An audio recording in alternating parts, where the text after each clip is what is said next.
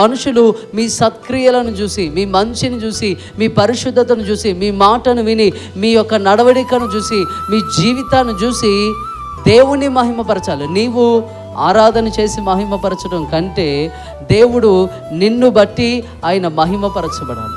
అన్యజనులు నిన్ను చూసి నీవు సేవించే దేవుణ్ణి ఆరాధన చేయాలి. ఒకానొక సమయంలో షడ్రక్ మేషక్ అబేద్నెగోలను విగ్రహానికి సాగిలపడమంటే వారు సాగిలపడనన్నారు, అగ్నిగుండంలో వేస్తానన్నారు. అయినా వారు మరణానికైనా సిద్ధపడ్డారు, కానీ సాగిలపడలేదు. అగ్నిగుండంలో వేసినప్పుడు ఆయన 4వ వ్యక్తిగా ఉండి వారిని రక్షించాడు. ఇక్కడ ఉన్నటువంటి రాజు నెబుకద్నెజర్ అంటున్నాడు, షడ్రక్ మేషక్ అబేద్నెగోల దేవుడు తప్ప వేరొక దేవుడు లేడు. ఆయన పూజార్హుడు, ఆయన ఆకాశం మందులో ఉన్నటువంటి దేవుడు, సర్వాధికారి అయిన దేవుడు. ఆయనకే మీరు మొక్కండి, ఆయననే ఆరాధించండి లోకమంతా కూడా చాటింపేశాడు.